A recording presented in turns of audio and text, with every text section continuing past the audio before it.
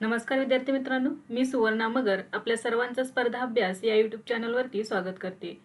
विद्यार्थी मित्रांनो, आजच्या व्हिडिओमध्ये आपण 1, 2 आणि 3 मार्च या दिवशीचे काही महत्त्वाचे करंट अफेअर्स अभ्यासणार आहोत. चला तर मग आजच्या व्हिडिओला सुरुवात करूया. फर्स्ट क्वेश्चन आहे, पुढील पिढीतील रेल पार्सल ॲप्लिकेशन लागू करणारा भारतातील पहिला रेल्वे विभाग कोणता आहे? तर या प्रश्नाचे योग्य उत्तर आहे पर्याय क्रमांक 1, दक्षिण मध्य रेल्वे विभाग. दक्षिण मध्य रेल्वेने पुढील पिढीतील रेल पार्सल ॲप्लिकेशन सुरू केले आहे. हे ॲप लागू करणारा भारतातील पहिला रेल्वे विभाग हैदराबाद विभाग ठरलेला आहे.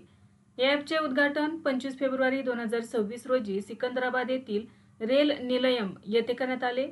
हे ॲप पार्सल बुकिंगसाठी डिजिटल ई मार्केटप्लेस म्हणून कार्य करते. ग्राहकांना घरबसल्या पार्सल बुकिंग आणि डिलिव्हरीची सुविधा यामार्फत उपलब्ध होणार आहे.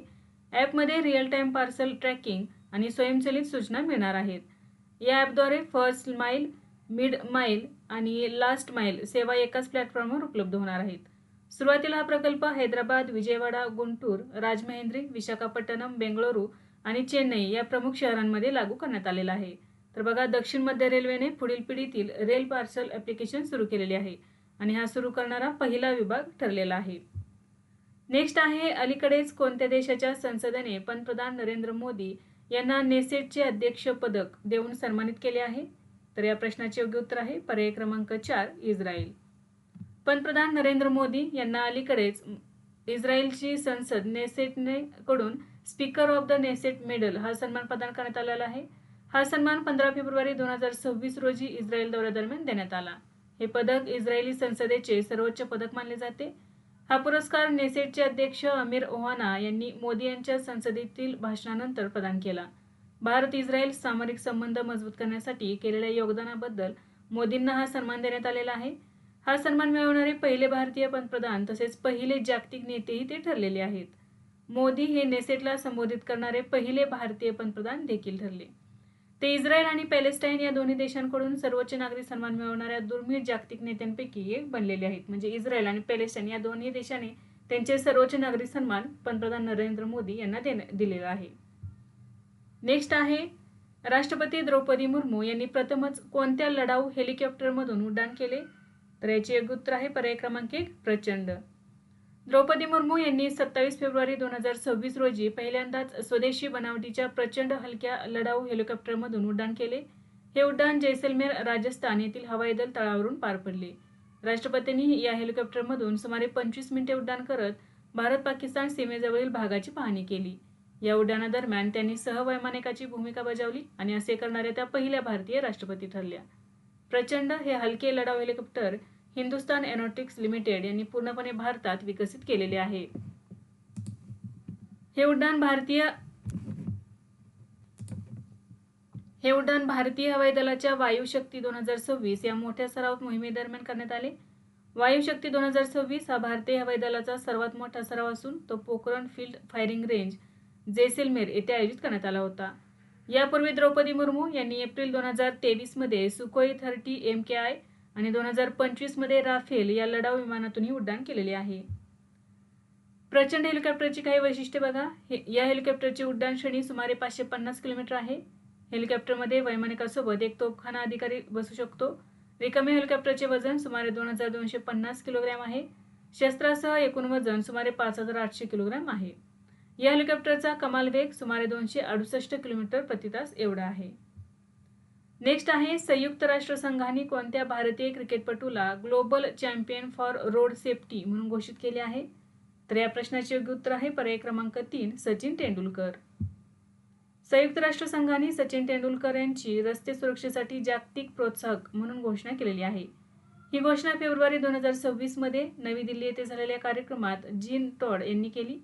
या उपक्रमाचा मुख्य उद्देश आहे जगभरातील रस्ते अपघातांमधील मृत्यूचे प्रमाण कमी करणे आणि सुरक्षित वाहन चालना सवयींबाबत जनजागृती करणे. सचिन तेंडुलकर हे मेक अ सेफ्टी स्टेटमेंट या जागतिक मोहिमेत सहभागी होऊन हेल्मेट वापरणे, सीट बेल्ट लावणे, वेग मर्यादेचे पालन करणे आणि वाहन चालवताना मोबाईल फोन न वापरणे यासारख्या नियमांचा प्रचार करतील. त्यांनी प्रत्येक जीवन महत्त्वाचे आहे हा संदेश देत रस्ते सुरक्षेसाठी शिस्त आणि जागरूकतेचे महत्त्व अधोरेखित केलेले आहे. ही जनजागृती मोहीम भारतातील दिल्ली, मुंबई, चेन्नई आणि बेंगळुरू या शहरांमध्ये डिजिटल फलक आणि सामाजिक माध्यमांच्या माध्यमातून राबवली जाणार आहे.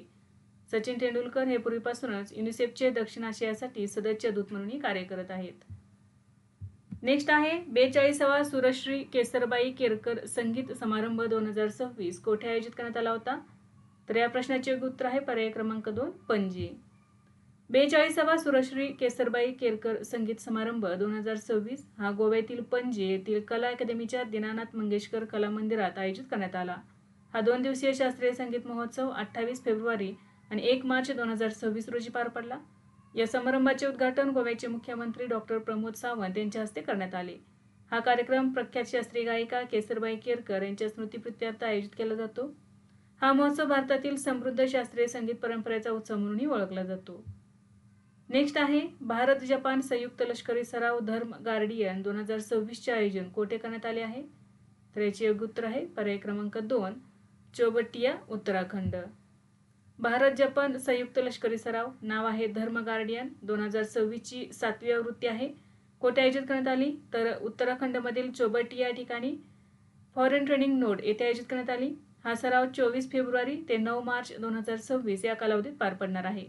या सरावात भारतीय लष्करमधील लडाख स्काउट्सचे सैनिक आणि जपान ग्राउंड सेल्फ डिफेन्स फोर्सच्या 32व्या इन्फंट्री रेजिमेंटचे सैनिक सहभागी झाले आहेत. या सरावामध्ये दोन्ही देशांकडून प्रत्येकी सुमारे 120 सैनिक सहभागी झाले आहेत. या सरावाचा मुख्य उद्देश आहे अर्धशहरी वातावरणात दहशतवाद विरोधी कारवाया आणि संयुक्त लष्करी मोहिमांसाठी दोन्ही देशांच्या सैन्यांमधील समन्वय वाढवणे. धर्म गार्डियन हा सराव भारत आणि जपानमध्ये आळीपाळीने आयोजित केला जातो. या सरावाची 6वी आवृत्ती 2025 मध्ये माउंट फुजी जपान येथे आयोजित करण्यात आलेली होती आणि 2026 मध्ये 7वी आवृत्ती भारतातील उत्तराखंड राज्यातील चौबटिया या ठिकाणी आयोजित करण्यात आलेली आहे. नेक्स्ट आहे अलीकडेच कोणत्या देशाने पर्यावरण संरक्षणाला चालना देण्यासाठी पहिले परिणाम आधारित झिरो प्राइज लॉन्च केले आहे? तर याचे योग्य उत्तर आहे पर्याय क्रमांक 2 भारत. भारत देशाने पर्यावरण संरक्षणाला चालना देण्यासाठी झिरो प्राइज हा नवीन राष्ट्रीय पुरस्कार सुरू केला आहे. झिरो प्राइज हा भारताचा पहिला परिणाम आधारित म्हणजेच रिझल्ट बेस्ड राष्ट्रीय पर्यावरण पारितोषिक मानला जातो. या उपक्रमाचा मुख्य उद्देश हवा, पाणी आणि जमीन प्रदूषण प्रत्यक्षाने मोजता येईल अशा प्रमाणात कमी करणाऱ्या नाविन्यपूर्ण प्रयोगांना प्रोत्साहन देणे हा आहे. या मोहिमेसाठी एकूण 5 कोटी रुपयांचा निधी राखीव ठेवण्यात आला आहे. हवा, पाणी आणि जमीन प्रदूषण कमी करणाऱ्या या तिन्ही क्षेत्रामध्ये प्रत्येकी एका सर्वोत्तम प्रकल्पाला 1 कोटी रुपयांचे पारितोषिक दिले जाणार आहे.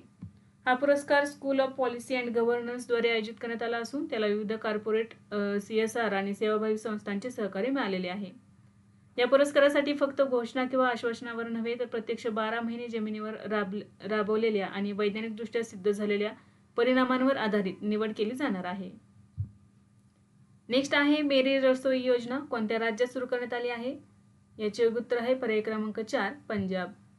मेरी रसोई योजना पंजाब राज्यात सुरू करण्यात आली आहे. या योजनेची घोषणा भगवंत मान यांनी 13 फेब्रुवारी 2026 रोजी केली.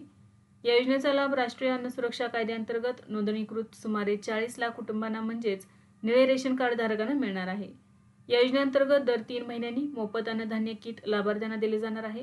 प्रत्येक किटमध्ये 2 किलो चणा डाळ, 2 किलो साखर, 1 किलो मीठ, 200 ग्रॅम हळद पावडर आणि 1 लिटर मोहरीचे तेल समाविष्ट असेल. या योजनेचा मुख्य उद्देश गरीब कुटुंबातील मुलांचे कुपोषण रोखणे आणि राज्यातील अन्न सुरक्षा अधिक मजबूत करणे हा आहे. या किट्सचे वाटप एप्रिल 2026 पासून सुरू होणार असून ते मार्कफेडद्वारे तयार केले जाणार आहेत. नेक्स्ट आहे उद्योजकता आणि सखोल तंत्रज्ञान स्टार्टअप्सना चालना देण्यासाठी भारतातील पहिले राज्य नवोन्मेषण अभियान टी-नेस्ट कोणत्या राज्याने सुरू केले आहे? तर याचे योग्य उत्तर आहे पर्याय क्रमांक 3 त्रिपुरा. त्रिपुरा राज्याने 26 फेब्रुवारी 2026 रोजी 5व्या ईशान्य स्टार्टअप समिट दरम्यान टी-नेस्ट या नावाने भारताचे पहिले राज्य नवोन्मेष अभियान सुरू केले आहे. या अभियानाचे उद्घाटन त्रिपुराचे मुख्यमंत्री डॉक्टर माणिक साहा यांनी आगरतळा येथे केले. याचा उद्देश आहे त्रिपुराला ईशान्य भारतातील स्टार्टअप केंद्र बनवणे आणि नवकल्पनांना प्रोत्साहन देणे हा या अभियानाचा मुख्य उद्देश आहे. स्वतःचे स्वतंत्र राज्य नवोन्मेष अभियान सुरू करणारे त्रिपुरा हे भारतातील पहिले राज्य ठरले आहे. हे अभियान केंद्र सरकारच्या मुख्य वैज्ञानिक सल्लागार कार्यालयाच्या सहकार्याने राबवले जाणार आहे. या उपक्रमाद्वारे माहिती तंत्रज्ञान, कृषी तंत्रज्ञान आणि सखोल तंत्रज्ञान क्षेत्रातील स्टार्टअप्सना प्रोत्साहन आणि पाठबळ दिले जाईल. नेक्स्ट आहे कलारी लीप संयुक्त सागरी सराव 2026 कोठे आयोजित करण्यात आला? याचे योग्य उत्तर आहे पर्याय क्रमांक 2 लक्षद्वीप आणि मिनिकॉय द्वीपसमूह. कलारी संयुक्त सागरी सराव 2026 आयोजक होते भारतीय वायुसेनेच्या दक्षिणी वायू कमांडद्वारे हे आयोजित करण्यात आले. ठिकाण होते लक्षद्वीप आणि मिनिकॉय द्वीप समूह. 24 फेब्रुवारी 2026 रोजी हा पार पडला. यामध्ये भारतीय वायुसेना, सशस्त्र दल, विशेष ऑपरेशन्स विभाग आणि भारतीय तटरक्षक दल सहभागी झाले होते. याचा मुख्य उद्देश काय होता तर बेटांचे संरक्षण करणे आणि लष्करी दलांची जलद तैनाती तपासणे. अगाटी विमानतळाचा वापर करून पॅराड्रॉपिंग आणि अँटीशिप स्ट्राईक सरावाचा यामध्ये समावेश करण्यात आला. आता कलारी हे नाव कशावरून देण्यात आले तर केरळच्या प्राचीन कलारीपट्टू या मार्शल आर्टवरून या सरावाला नाव देण्यात आले आहे. नेक्स्ट आहे ऑपरेशन सिंदूरला कोणत्या आंतरराष्ट्रीय संस्थेने जगातील सर्वात लांब बियॉन्ड व्हिज्युअल रेंज हवाई संघर्ष म्हणून मानले आहे. याचे योग्य उत्तर आहे पर्याय क्रमांक 4 international institute for strategic studies. London स्थित इंटरनॅशनल इन्स्टिट्यूट फॉर स्ट्रॅटेजिक स्टडीजने ऑपरेशन सिंदूरला जगातील सर्वात लांब बियॉन्ड व्हिज्युअल रेंज हवाई संघर्ष म्हणून मान्यता दिली आहे. या संघर्षाची नोंद IISSच्या वार्षिक अहवाल द मिलिटरी बॅलन्स 2026 मध्ये करण्यात आली आहे. हा हवाई संघर्ष मे 2025 मध्ये भारत आणि पाकिस्तान दरम्यान झाला होता. हा संघर्ष सुमारे 88 तास चालला, त्यामुळे तो सर्वात लांब BVR हवाई संघर्ष मानला जातो. या हवाई युद्धात दोन्ही देशांची मिळून 114 पेक्षा अधिक विमाने सहभागी झाली होती. भारतीय हवाई दलाने सुदर्शन S-400 सुदर्शन क्षेपणास्त्र प्रणालीचा वापर करून सुमारे 300 किलोमीटर अंतरावरून शत्रूचे विमान पाडले, जो आतापर्यंतचा सर्वात लांब सरफेस टू एअर किल मानला जातो. BVR म्हणजे काय तर दूर अंतरावर असलेल्या लक्ष्यावर विमानातून क्षेपणास्त्र किंवा रॉकेटद्वारे हल्ला करणे. 22 एप्रिल 2025 रोजी पहलगाम येथे झालेल्या दहशतवादी हल्ल्याच्या प्रत्युत्तरात भारताने 7 मे 2025 रोजी ऑपरेशन सिंधू सुरू केले. या कारवाईमध्ये भारतीय सेना, हवाई दल आणि नौदल यांनी संयुक्तपणे सहभाग घेतला होता. नेक्स्ट आहे आंतरराष्ट्रीय ऑलिम्पिक समितीमधून अलीकडेच कोणत्या भारतीयाने निवृत्ती घेतली आहे तर याचे योग्य उत्तर आहे पर्याय क्रमांक 1 अभिनव बिंद्रा. अभिनव बिंद्रा यांनी आंतरराष्ट्रीय ऑलिम्पिक समितीच्या IOC ॲथलीट्स कमिशनमधून निवृत्ती घेतली आहे. या आयोगावरील त्यांचा 8 वर्षांचा कार्यकाळ फेब्रुवारी 2026 मध्ये पूर्ण झाला. बिंद्रा हे या आयोगाचे उपाध्यक्ष म्हणून कार्यरत होते. त्यांनी 2026 विंटर ऑलिम्पिक्स दरम्यान आपल्या पदावरून निवृत्त होण्याची घोषणा केलेली होती. त्यांच्या जागी केनियाचा रग्बी खेळाडू हम्फ्रे कयांगे यांची नियुक्ती करण्यात आली आहे. ते 2018 मध्ये या समितीचे भाग झाले होते. 2008च्या बीजिंग ऑलिम्पिकमध्ये त्यांनी 10 मीटर शूटिंग स्पर्धेत भारताचे पहिले वैयक्तिक सुवर्णपदक जिंकले. त्यांना 2000 मध्ये अर्जुन पुरस्कार आणि 2002 मध्ये मेजर ध्यानचंद खेलरत्न पुरस्कार मिळालेला आहे. आंतरराष्ट्रीय ऑलिम्पिक समिती स्थापना झालेली आहे 23 जून 1894. पिएरे डी कुबर्टिन यांनी याची स्थापना केली. मुख्यालय आहे लॉसने, स्वित्झर्लंड. उद्देश आहे ऑलिम्पिक खेळांचे नियमित आयोजन सुनिश्चित करणे. अध्यक्ष आहेत क्रिस्टी कोवेंट्री. नेक्स्ट आहे पर्यटनाला चालना देण्यासाठी कोणत्या राज्य सरकारने अलीकडेच होमस्टे म्हणजेच पैसे भरणारे अतिथीगृह योजना 2026 लागू केली आहे. याचे योग्य उत्तर आहे पर्याय क्रमांक 2 राजस्थान. फेब्रुवारी 2026 मध्ये राजस्थान राज्य सरकारने पर्यटनाला चालना देण्यासाठी, ग्रामीण उत्पन्न वाढवण्यासाठी आणि स्वयंरोजगाराला प्रोत्साहन देण्यासाठी राजस्थान होमस्टे योजना 2026 सुरू केली आहे. या योजनेचा मुख्य उद्देश ग्रामीण पर्यटनाचे विकेंद्रीकरण करणे आणि स्थानिकांना त्यांच्या घराचा काही भाग पर्यटकांसाठी वापरून उत्पन्न मिळवण्याची संधी उपलब्ध करून देणे हा आहे. या योजनेनुसार एका होमस्टे युनिटमध्ये कमाल 8 खोल्या ठेवण्याची परवानगी देण्यात आली आहे, जी यापूर्वी 5 खोल्यांपर्यंत मर्यादित होती. ही योजना व्यवसाय सुलभता आणि जीवनमान सुलभता या दोन्हींशी सुसंगत असून नोंदणी प्रक्रिया अधिक सोपी करण्यात आली आहे. पर्यटकांच्या सुरक्षिततेसाठी आणि स्वच्छतेसाठी विशेष मार्गदर्शक तत्त्वे जारी करण्यात आली असून अग्निशमन विभागाची ना हरकत प्रमाणपत्र अनिवार्य करण्यात आलेले आहे. नेक्स्ट आहे पाकिस्तानने कोणत्या देशाविरुद्ध ऑपरेशन गजब लील हक सुरू केले आहे. याचे योग्य उत्तर आहे पर्याय क्रमांक 1 अफगाणिस्तान. पाकिस्तानने अफगाणिस्तान विरुद्ध ऑपरेशन गजब लील हक ही लष्करी मोहीम सुरू केली आहे. हे ऑपरेशन 26 फेब्रुवारी 2026 रोजी सुरू करण्यात आले. ड्युरन रेषेजवळील सीमा भागात तालिबान सैन्याकडून झालेल्या कथित गोळीबारानंतर पाकिस्तानने ही कारवाई सुरू केली. गजब हिल हक या अरबी उर्दू शब्दाचा अर्थ सत्यासाठीचा प्रकोप किंवा न्यायासाठीचा राग असा होतो. या मोहिमेदरम्यान पाकिस्तान हवाई दलाने काबूल, कंदार, नांगरहार आणि पक्तिया या शहरांमधील तालिबानच्या तळांवर हवाई हल्ले केले. पाकिस्तानच्या संरक्षण मंत्र्यांनी या संघर्षाला खुले युद्ध असे संबोधले आहे. पाकिस्तानच्या मते तहरीक-ए-तालिबानकडून पाकिस्तानविरुद्ध दहशतवादी कारवाया होऊ नयेत हा या मोहिमेचा मुख्य उद्देश आहे. नेक्स्ट आहे केंद्रीय पर्यावरण मंत्रालयाने कोणत्या देशासोबत वन वन्यजीव, पर्यावरण, जैवविविधता संवर्धन आणि हवामान बदल या क्षेत्रात सहकार्यासाठी करार केला आहे? तर याचे योग्य उत्तर आहे पर्याय क्रमांक 1 नेपाळ.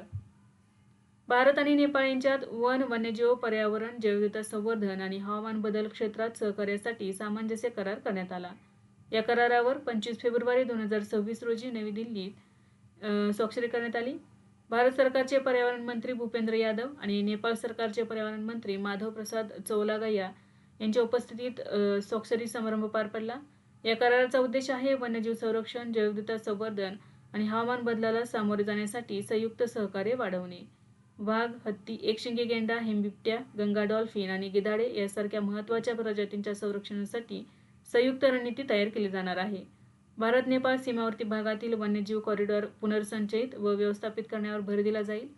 सीमा भागातील वन्यजीव आणि वनसंपत्ती विरोधी गुन्हेगारी रोखण्यासाठी दोन्ही देशातील अंमलबजावणी संस्थांमध्ये समन्वय वाढवला जाणार आहे. हवामान बदलाशी संबंधित तांत्रिक ज्ञान व सर्वोत्तम पद्धतींची देवाणघेवाण केली जाईल.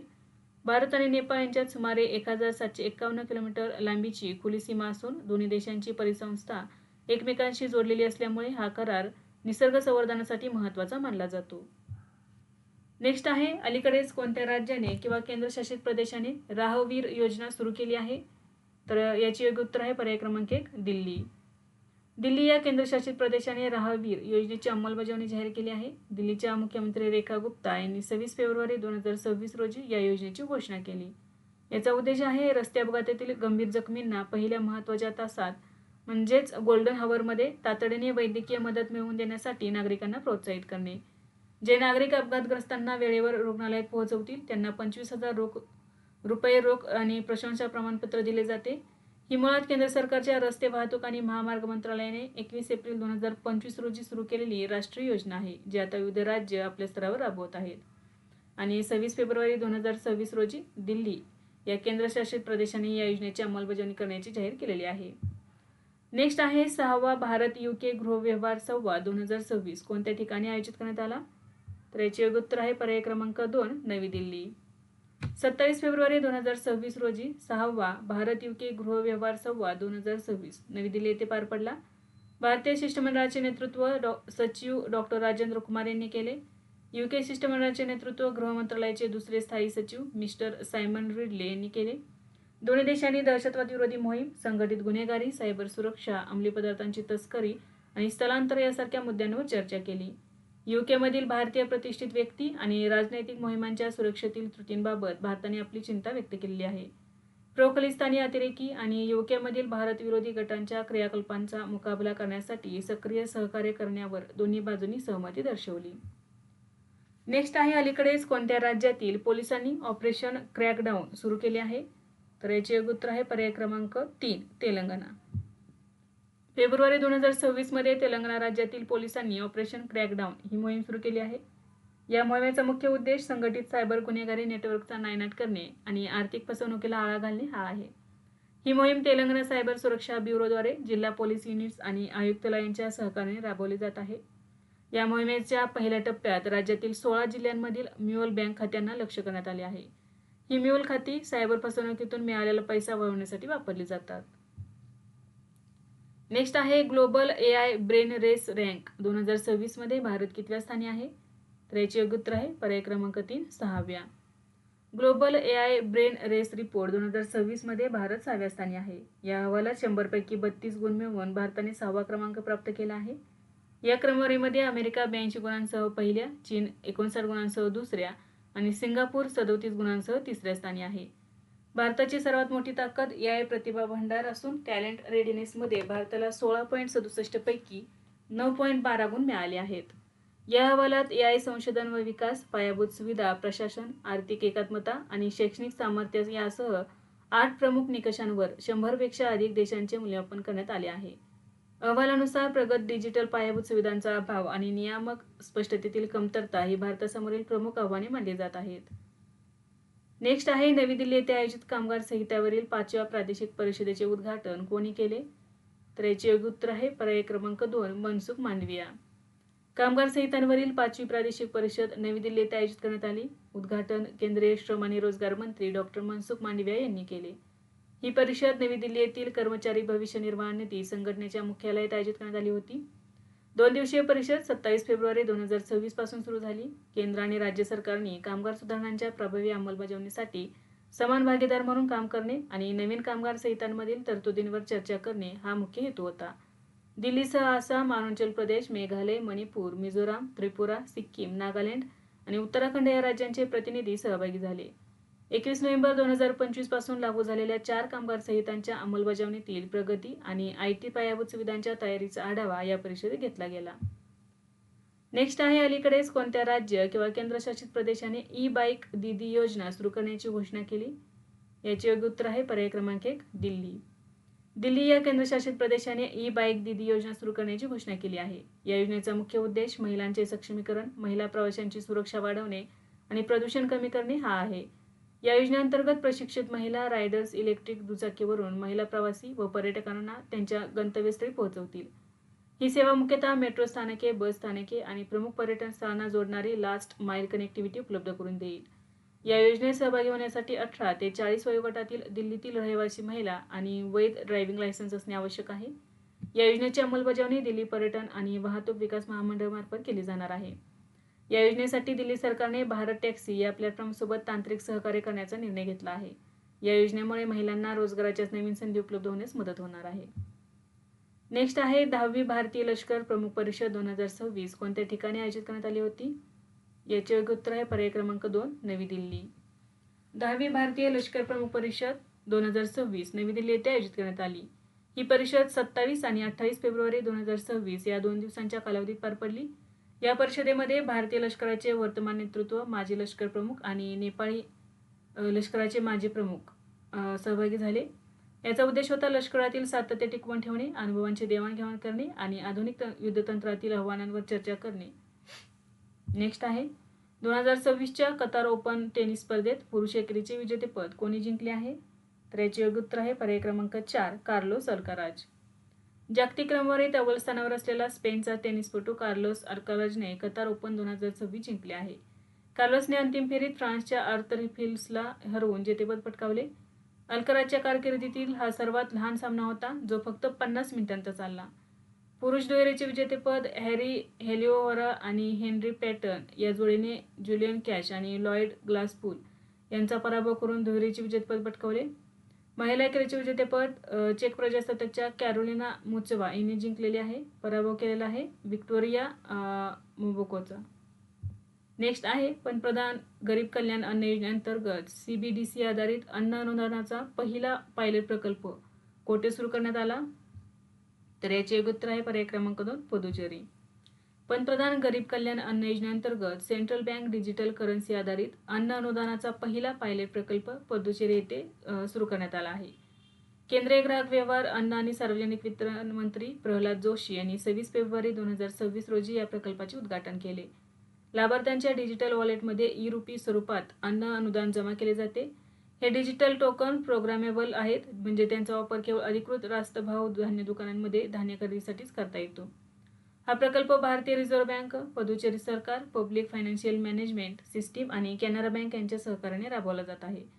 अनुदान वितरणात पारदर्शकता वाढवणे, गळती रोखणे आणि लाभार्थ्यांपर्यंत थेट लाभ पोहोचवणे हे या प्रकल्पाचे मुख्य उद्दिष्ट आहे. नेक्स्ट आहे, ऑनलाईन तक्रारी दाखल करण्यासाठी CM जन सुनवाई पोर्टल कोणत्या राज्य सरकारने सुरू केले? तर याचे योग्य उत्तर आहे पर्याय क्रमांक 3, दिल्ली.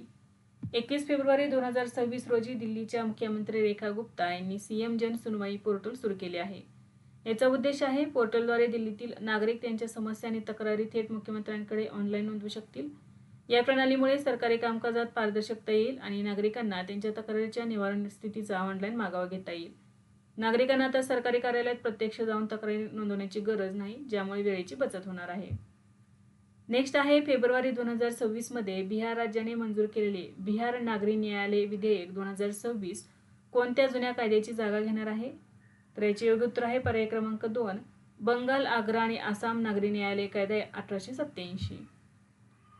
फेब्रुवारी 2026 मध्ये बिहार विधानसभेने बिहार नागरी न्यायालय विधेयक 2026 एकमताने मंजूर केले आहे. हे नवीन विधेयक बिहारच्या विशिष्ट न्यायिक गरजा पूर्ण करण्यासाठी आणि सध्याच्या कायदेशीर चौकटीला आधुनिक बनवण्यासाठी आणले आहे. 1887चा जुना कायदा बंगाल, आग्रा आणि आसाम नागरी न्यायालय कायदा जो बिहार राज्याच्या स्थापनेपासून लागू होता, आता रद्द केला जाईल. हे विधेयक विधानसभेत आवाज मतदानाने मंजूर करण्यात आले. नेक्स्ट आहे जैवतंत्रज्ञान विभागाच्या 40व्या स्थापना दिनानिमित्त केंद्रीय मंत्री डॉक्टर जितेंद्र सिंह यांनी कोणते AI चालित बायोटेक उत्पादन डेटा पोर्टल सुरू केले? तर याचे योग्य उत्तर आहे पर्याय क्रमांक 2 सुजविका. केंद्रीय मंत्री जितेंद्र सिंग यांनी जैवतंत्रज्ञान विभागाच्या 40व्या स्थापना दिनानिमित्त सुजीविका हे AI चालित बायोटेक उत्पादन डेटा पोर्टल सुरू केले आहे. हे पोर्टल 24 फेब्रुवारी 2026 रोजी नवी दिल्ली येथे आयोजित 40व्या स्थापना दिनाच्या कार्यक्रमात लॉन्च करण्यात आले. याचा उद्देश आहे बघा, हे पोर्टल भारतातील बायोटेक क्षेत्रातील उत्पादने, स्टार्टअप्स आणि संशोधनाशी संबंधित डेटा एकाच ठिकाणी उपलब्ध करून देते. या पोर्टलमध्ये आर्टिफिशियल इंटेलिजन्स आणि मशीन लर्निंगचा वापर करण्यात आला असून यामुळे डेटा विश्लेषण आणि शोध घेणे सोपे होते. हे पोर्टल आरोग्य, कृषी, औद्योगिक, बायोटेक आणि पर्यावरण यासारख्या विविध क्षेत्रांमधील संशोधनाला चालना देण्यास मदत करेल. हे पोर्टल जैवतंत्रज्ञान विभाग आणि association of biotechnology led enterprises यांच्या संयुक्त सहकार्याने विकसित करण्यात आले आहे. नेक्स्ट आहे पंतप्रधान नरेंद्र मोदी कोणत्या देशाच्या संसदेला संबोधित करणारे पहिले भारतीय पंतप्रधान ठरले आहेत? तर याचे योग्य उत्तर आहे पर्याय क्रमांक 3 इस्रायल. पंतप्रधान नरेंद्र मोदी हे इस्रायलच्या संसदेला संबोधित करणारे पहिले भारतीय पंतप्रधान ठरले आहेत. इस्रायलच्या संसदेला नॅसेट असे म्हणतात. पंतप्रधान मोदी यांनी 25 फेब्रुवारी 2026 रोजी नॅसेटच्या विशेष अधिवेशनाला संबोधित केले. हा पंतप्रधान मोदींचा इस्रायलचा दुसरा अधिकृत दौरा होता. पहिला दौरा 4 ते 6 जुलै 2017 दरम्यान होता. भारताच्या इस्रायलला भेट देणारे ते पहिले पंतप्रधान ठरले होते. दुसरा दौरा आता 25 ते आणि 26 फेब्रुवारी 2026 रोजी होता. 25 फेब्रुवारी 2026 रोजी इस्रायलच्या संसदेला संबोधित केल्यानंतर पंतप्रधान नरेंद्र मोदी यांनी आतापर्यंत एकूण 19 परदेशी संसदांना संबोधित करण्याचा विक्रम प्रस्थापित केला आहे. नेक्स्ट आहे अलीकडेच राबवण्यात आलेल्या ऑपरेशन डिमोलिशमेंट याचा मुख्य उद्देश काय आहे? तर याचे योग्य उत्तर आहे पर्याय क्रमांक 2 नक्षलवादी स्मारके पाडणे. ऑपरेशन डिमोलिशमेंट ही मोहीम नक्षलवादी विचारसरणीचे प्रतीक असलेली स्मारके आणि स्तंभ पाडण्यासाठी सुरू करण्यात आला आहे. या मोहिमेचा मुख्य उद्देश नक्षलवाद्यांचा वैचारिक आणि मनोवैज्ञानिक प्रभाव कमकुवत करणे हा आहे. नक्षलवाद्यांनी त्यांच्या मृत नेत्यांच्या स्मरणार्थ दुर्गम भागात उभारलेली स्मारके त्यांच्या दहशतीचे आणि प्रभावाचे प्रतीक मानली जातात. ती पाडून हा प्रभाव कमी करण्याचा प्रयत्न केला जात आहे. या उपक्रमामुळे स्थानिक नागरिकांच्या मनातील भीती दूर करून लोकशाही व्यवस्थेवरील विश्वास वाढवणे उद्दिष्ट आहे. फेब्रुवारी 2026 पर्यंत महाराष्ट्र आणि छत्तीसगड राज्यांमध्ये सुमारे 203 नक्षल स्मारके पाडण्यात आली आहेत. गडचिरोली जिल्ह्यात फेब्रुवारी 2026 मध्ये विशेष मोहिमेत सुरक्षा दलांनी एकूण 44 नक्षल स्मारके जमीनदोस्त केलेली आहेत. ही मोहीम जिल्हा पोलीस, गडचिरोली पोलिसांचे C60 कमांडो, CRPF आणि बॉम्ब शोधक व नाशक पथक यांच्या समन्वयाने राबवली जात आहे. नेक्स्ट आहे एकता आणि विश्वासाच्या माध्यमातून महाराष्ट्राचा सुवर्णकाळ हे राज्यस्तरीय अभियान ब्रह्माकुमारी संस्थेद्वारे कोठे आयोजित करण्यात आले? याचे योग्य उत्तर आहे पर्याय क्रमांक 3 नागपूर. एकता आणि विश्वासाच्या माध्यमातून महाराष्ट्राचा सुवर्णकाळ हे राज्यस्तरीय अभियान ब्रह्माकुमारी संस्थेद्वारे आयोजित करण्यात आले आहे. या अभियानाचा राष्ट्रपती द्रौपदी मुर्मू यांच्या हस्ते 25 फेब्रुवारी 2026 रोजी नागपूर येथील जामठा येथील विश्वशांती सरोवर संकुलात उद्घाटन करण्यात आले. या अभियानाचे मुख्य उद्देश आहे महाराष्ट्रात परस्पर विश्वास, सामाजिक एकता आणि सकारात्मक मूल्ये वाढवणे. हे अभियान नशामुक्त समाज निर्माण करणे, मूल्याधारित शिक्षणाला प्रोत्साहन देणे, योग आणि आध्यात्मिक जीवनशैलीचा प्रसार करणे तसेच पर्यावरण संरक्षणाबाबत जागरूकता निर्माण करणे यावर भर देते. या कार्यक्रमामध्ये महाराष्ट्राच्या सामाजिक, आर्थिक आणि आध्यात्मिक विकासाला चालना देण्यावर विशेष भर देण्यात आला आहे. नेक्स्ट आहे रिओ ओपन 2026 जेतेपद कोणी जिंकले आहे? तर याचे योग्य उत्तर आहे पर्याय क्रमांक 2 थॉमस मार्टिन एचेवेरी. अर्जेंटिनाचा टेनिस खेळाडू थॉमस मार्टिन एचेवेरी यांनी रिओ ओपन 2026 चे जेतेपद पटकावले आहे. हे त्याचे पहिले ATP टूर जेतेपद आहे. अंतिम सामन्यात त्याने चिलीच्या अलेजांड्रो ताबिलो यांचा पराभव केला. दुहेरी गटामध्ये पुरुष दुहेरीमध्ये ब्राझीलच्या जोआओ फोन्सेका आणि मार्सेलो मेलो या जोडीने जेतेपद मिळवलेले आहे. नेक्स्ट आहे बनवत एकता स्थळ हे सार्वजनिक स्मारक जम्मू काश्मीरमधील कोणत्या जिल्ह्यात नियंत्रण रेषेजवळ बांधण्यात आले आहे? याचे योग्य उत्तर आहे पर्याय क्रमांक 3 पूंछ. बनवत एकता स्थळ हे सार्वजनिक स्मारक पूंछ जिल्हा जम्मू आणि काश्मीर येथे नियंत्रण रेषेजवळ बांधण्यात आले आहे.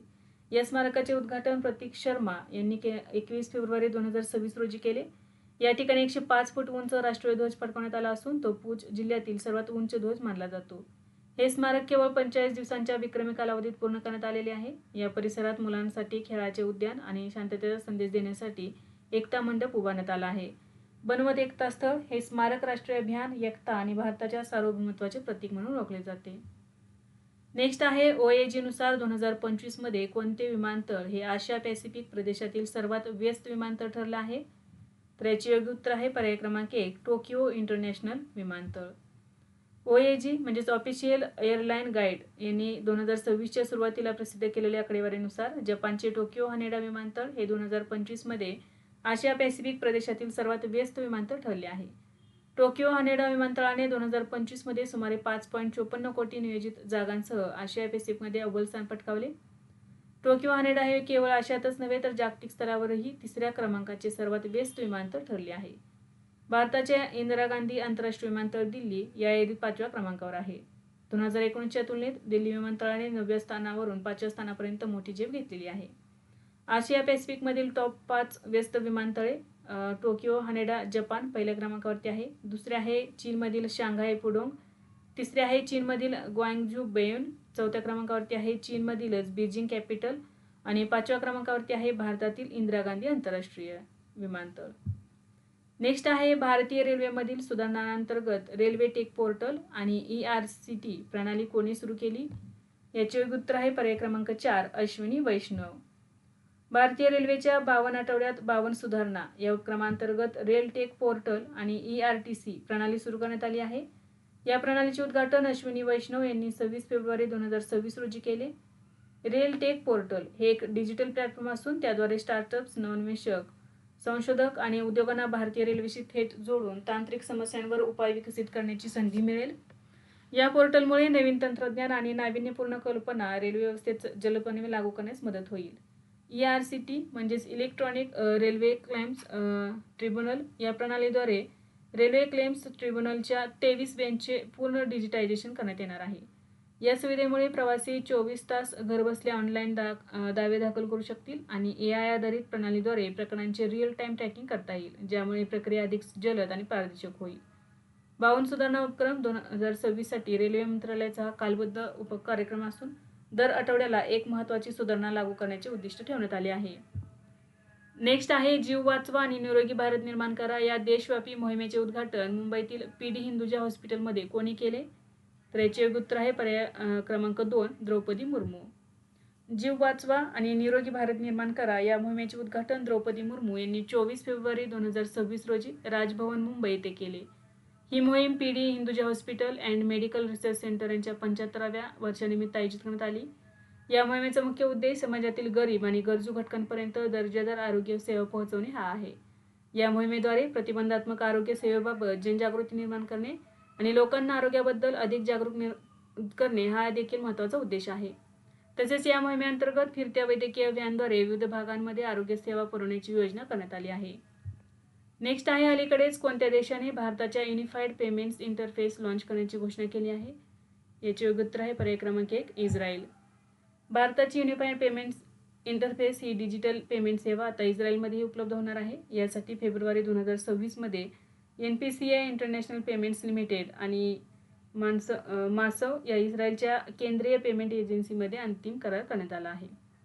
या सुविधेमुळे भारतीय पर्यटक आणि व्यावसायिक इस्रायलमध्ये थेट UPI द्वारे डिजिटल पेमेंट करू शकतात. इस्रायल आता सिंगापूर, संयुक्त अरब अमिराती, फ्रान्स आणि श्रीलंका यासारख्या देशांच्या यादीत सामील झाला आहे, ज्यांनी भारताची डिजिटल सार्वजनिक पायाभूत सुविधा स्वीकारली आहे. UPI ही डिजिटल पेमेंट प्रणाली national payments corporation of India यांनी 2016 मध्ये सुरू केली होती. नेक्स्ट आहे उत्तर प्रदेश सरकारने कोणत्या देशातील यामानाशी प्रांतासोबत ग्रीन हायड्रोजन तंत्रज्ञानावर सामंजस्य करार केला आहे? तर याचे योग्य उत्तर आहे पर्याय क्रमांक 4 जपान. उत्तर प्रदेश सरकारने जपानच्या यामानाशी प्रिफेक्चरसोबत ग्रीन हायड्रोजन तंत्रज्ञानावर सामंजस्य करार केला आहे. हा करार योगी आदित्यनाथ यांच्या जपान दौऱ्यादरम्यान फेब्रुवारी 2026 मध्ये करण्यात आला. या करारानुसार उत्तर प्रदेशातील उच्च तांत्रिक संस्थांमधील विद्यार्थ्यांना जपानमध्ये ग्रीन हायड्रोजन तंत्रज्ञानाचे प्रगत प्रशिक्षण दिले जाणार आहे. या तंत्रज्ञानाचा वापर राज्यातील औद्योगिक क्षेत्र, सार्वजनिक वाहतूक आणि ऊर्जा क्षेत्रात करण्याची योजना आहे. या भागीदारीमुळे जपानी गुंतवणूकदारांना उत्तर प्रदेशात आकर्षित करणे आणि स्वच्छ ऊर्जेला प्रोत्साहन देणे हा मुख्य उद्देश असणार आहे. नेक्स्ट आहे अलीकडेच कोणत्या राज्याने PM श्री योजनेच्या धर्तीवर CM श्री शाळा योजना सुरू करण्याची घोषणा केली आहे? तर याचे योग्य उत्तर आहे पर्याय क्रमांक 2 हरियाणा. हरियाणा सरकारने फेब्रुवारी 2026च्या अर्थसंकल्पात सीएम श्री शाळा योजना सुरू करण्याची घोषणा केली आहे. ही योजना पीएम श्री योजना म्हणजेच प्रधानमंत्री स्कूल्स फॉर रायझिंग इंडिया यांच्या धर्तीवर सुरू करण्यात येणार आहे. या योजनेचा मुख्य उद्देश सरकारी शाळांमधील शिक्षणाचा दर्जा सुधारणे, पायाभूत सुविधांचे आधुनिकीकरण करणे आणि विद्यार्थ्यांना सीबीएसई पॅटर्ननुसार शिक्षण देणे हा आहे. या योजनेच्या पहिल्या टप्प्यात हरियाणातील प्रत्येक ब्लॉकमध्ये किमान एक शाळा सीएम श्री शाळा म्हणून विकसित केली जाणार आहे. या शाळांमध्ये स्मार्ट क्लासरूम, आधुनिक प्रयोगशाळा, क्रीडा सुविधा आणि कौशल्य विकास केंद्र उपलब्ध करून दिले जाणार आहेत. केंद्रीय माध्यमिक शिक्षण मंडळ पद्धतीनुसार विद्यार्थ्यांना दर्जेदार शिक्षण देण्यावर विशेष भर दिला जाणार आहे. केंद्राच्या पीएम श्री योजनेत निवड न झालेल्या शाळांना राज्याच्या सीएम श्री योजनेद्वारे बळकटी देण्याचा सरकारचा उद्देश आहे. पीएम श्री योजना ही योजना भारत सरकारने 2022 मध्ये सुरू केली असून देशातील सुमारे 14,500 शाळांना आदर्श शाळा म्हणून विकसित करण्याचे उद्दिष्ट आहे. नेक्स्ट आहे केंद्रीय संरक्षण राज्यमंत्री संजय सेठ यांनी 26 फेब्रुवारी 2026 रोजी कोणत्या राज्यातील तारमचू पुलाचे उद्घाटन केले? तर याचे योग्य उत्तर आहे पर्याय क्रमांक 2 सिक्कीम. संजय सेठ यांनी 26 फेब्रुवारी 2026 रोजी सिक्कीम दौऱ्यावर असताना महत्त्वाच्या पायाभूत सुविधांचे उद्घाटन केले. या दौऱ्यात त्यांनी तारमचू पूल आणि चुंगथांग लाचेन मार्ग याचे उद्घाटन केले. तारमचू पूल हा 400 फूट लांबीचा बेली सस्पेन्शन म्हणजे झुलता पूल असून तो मंगन जिल्हा येथील तारमचू नदीवर बांधण्यात आला आहे. हा पूल सीमा रस्ते संघटना यांनी प्रकल्प स्वस्तिक अंतर्गत बांधला आहे. ऑक्टोबर 2023 मध्ये तिस्ता नदीला आलेल्या भीषण महापुरात जुना पूल आणि रस्ते वाहून गेल्यामुळे लाचेन आणि उत्तर सिक्कीममधील संपर्क तुटला होता. नवीन पूल आणि चुंगथांग लाचेन मार्गाच्या पुनर्जीवनामुळे उत्तर सिक्कीममध्ये आवश्यक असलेली कनेक्टिव्हिटी पुन्हा प्रस्थापित झालेली आहे. नेक्स्ट आहे अलीकडेच कोणत्या राष्ट्रीय उद्यानात एक दुर्मिळ स्म्यू बदक पहिल्यांदाच दिसली आहे? तर याचे योग्य उत्तर आहे पर्याय क्रमांक 2 काझीरंगा. काझीरंगा राष्ट्रीय उद्यान आणि व्याघ्र प्रकल्प आसाम येथे फेब्रुवारी 2026 मध्ये झालेल्या 7व्या वार्षिक जलपक्षी गणनेदरम्यान प्रथमच अत्यंत दुर्मिळ स्म्यू बदक आढळले आहे. स्म्यू हे बदक प्रामुख्याने युरोप आणि उत्तर आशियामधील आर्क्टिक प्रदेशात आढळणारा स्थलांतरित पक्षी आहे. 7व्या जलपक्षी गणनेनुसार काझीरंगा उद्यानात एकूण 94,691 जलपक्ष्यांची नोंद करण्यात आली आहे, जी मागील वर्षांच्या तुलनेत लक्षणीय वाढ दर्शवते. या गणनेदरम्यान उद्यानात एकूण 101 विविध प्रजातींच्या पक्ष्यांची नोंद करण्यात आली. ही गणना पूर्व आसाम वन्यजीव विभागाच्या अखत्यारीत 84 जलक्षेत्रांमध्ये करण्यात आली. स्म्यू बदकासोबतच ग्रेटर स्कॅप आणि बियर पोचार्ड यासारख्या दुर्मिळ स्थलांतरित पक्ष्यांची देखील नोंद झालेली आहे. हा दुर्मिळ स्म्यू बदक लाओखोआ बफर झोनमधील दोंडुआ बील या जलक्षेत्रात आढळून आला आहे. हे एक लहान पांढऱ्या रंगाचे डाईव्ह डक आहे, जे प्रामुख्याने युरेशियन तैगा प्रदेशात आढळते आणि हिवाळ्यात भारतात येते. विद्यार्थी मित्रांनो, आज आपण काही महत्त्वाचे करंट अफेअर्स अभ्यासले. यासारखेच नवनवीन व्हिडिओ पाहण्यासाठी चॅनलला लाईक करा आणि सबस्क्राईब करायला विसरू नका. धन्यवाद.